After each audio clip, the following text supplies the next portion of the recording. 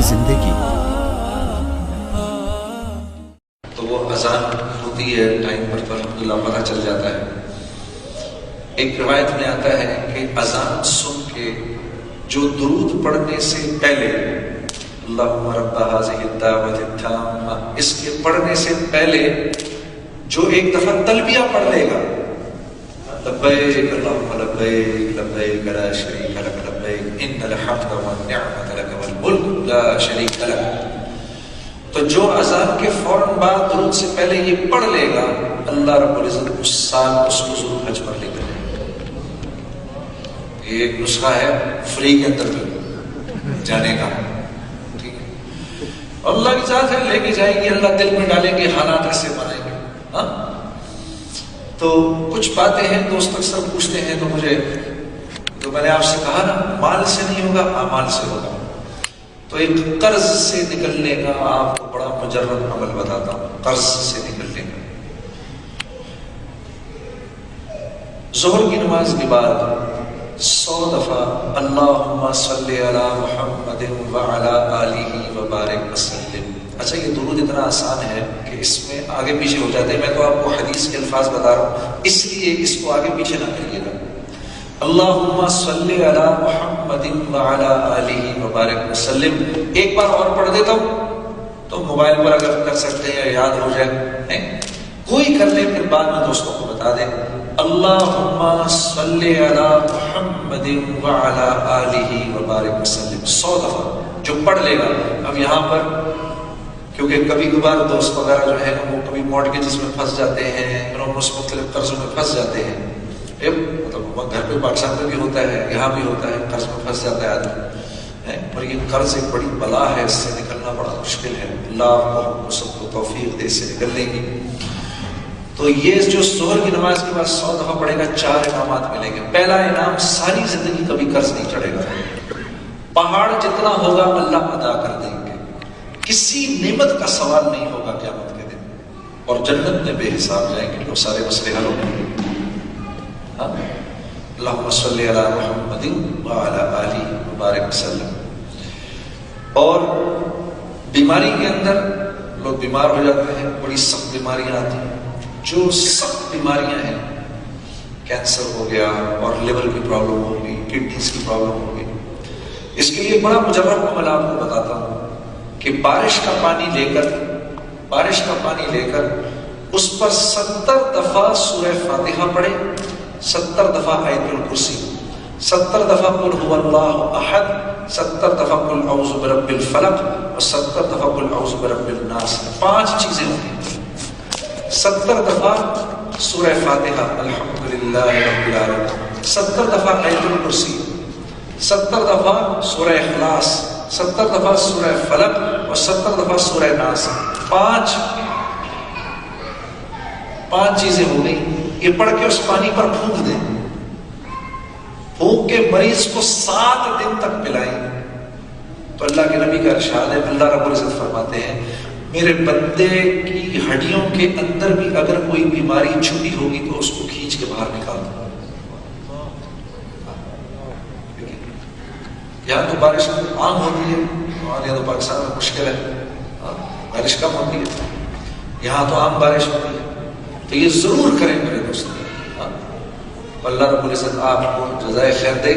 اور دیکھو میرے پیاروں، ساری باتیں ایک طرف اور نماز کی باقاعدگی ایک طرف۔ ایک بات تو یہ یاد رکھنا کہ جو نماز نہیں پڑھ رہا بدقسمتی سے، نہ تو نیک لوگوں کی دعاؤں میں اس کا کوئی استحقاق ہے، نہ تو نیک لوگوں کی دعائیں اس کو لگ رہی ہیں، نہ اس کی اپنی زندگی کے اندر کوئی برکت ہے، اور ہو نہیں سکتی، کیونکہ مسلمان اور نماز چھوڑ دے یہ 2 مختلف چیزیں ہیں۔ کیونکہ اللہ کے نبی فرما رہے ہیں کفر اور اسلام میں فرق کرنے والی چیز نماز ہے، کفر اور اسلام میں فرق کرنے والی چیز نماز ہے۔ حضرت عمر رضی اللہ تعالیٰ عنہ اور حضرت ابو بکر اور حضرت عثمان، ان حضرات کے، اور حضرت عبداللہ بن مسعود، ان حضرات کے تو مذہب میں وہ مسلمان جو نماز نہ پڑھے وہ تو دین سے ہی خارج ہے۔ نماز کیسے چھوڑ سکتا ہے مسلمان؟ اسلام، اللہ کے نبی فرما رہے ہیں کہ اس نماز کا اسلام میں وہ درجہ ہے جو جسم میں سر کا ہے.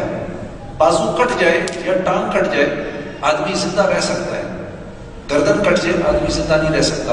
لاش پڑی ہے تو انسان کی لاش لیکن مردہ ہے. اسلام ہے تو صحیح لیکن مردہ ہے.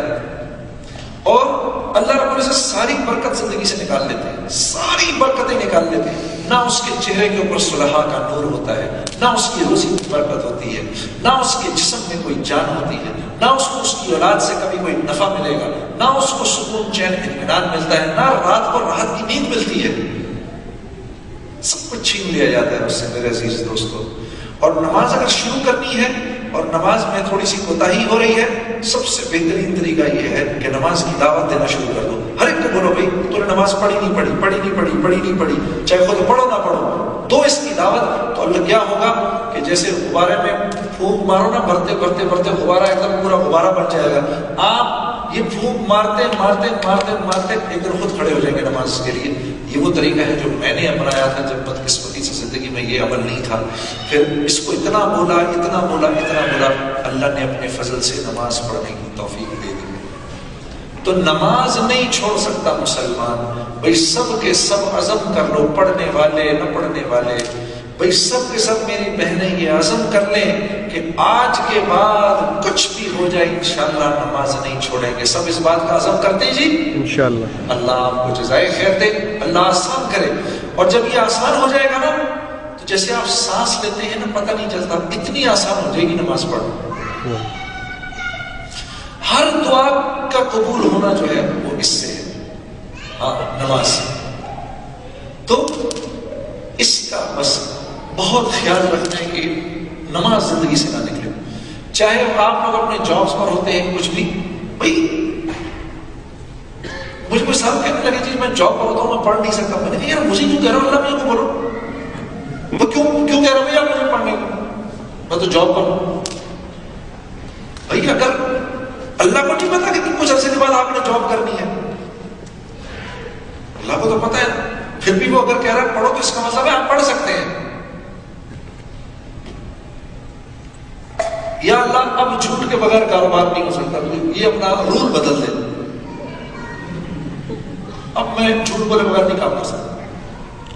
اور میرے پیارے جھوٹ سے بچنا پہلے بھی مشکل تھا, آج بھی مشکل ہے, کل بھی مشکل ہوگا. جھوٹ بولنے میں کسی محنت کی ضرورت نہیں ہے, یہ سچ بولنے کے اندر ریاضت کرنی پڑتی ہے. اتنی بڑی جنت چاہیے. ہاں بے باکی سے نامحرم کو دیکھنے میں تو کوئی محنت کی ضرورت نہیں ہے. نظر پڑتے ہی آنکھ کو گرا دینا, اس کے لیے پہاڑ چڑھنے پڑتے ہیں. ادھر نامحرم پر نظر پڑی, ادھر آپ نے اپنی نظریں جھکا دی, اسی وقت پچھلے سارے گناہ معاف ہو گئے. ہاں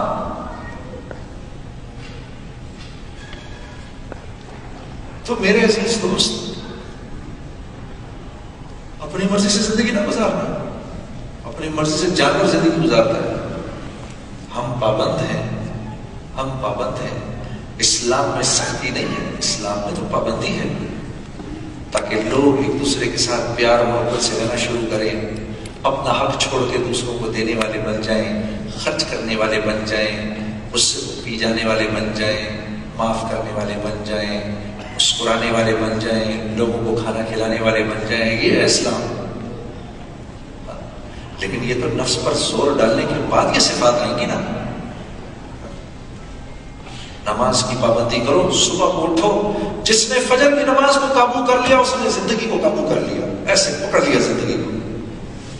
صبح آتے ہیں فرشتے, سوتا ہوا دیکھتے ہیں, رزق لے کے اس کے منہ پہ مارتے ہیں اور چلے جاتے ہیں.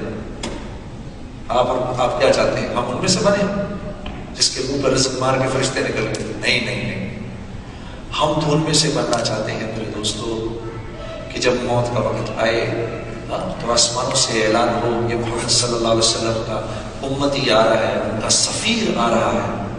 فرشتے ادب سے اترے. ارے پڑھو تو صحیح قرآن کے اندر کیا کیا بشارتیں ہیں.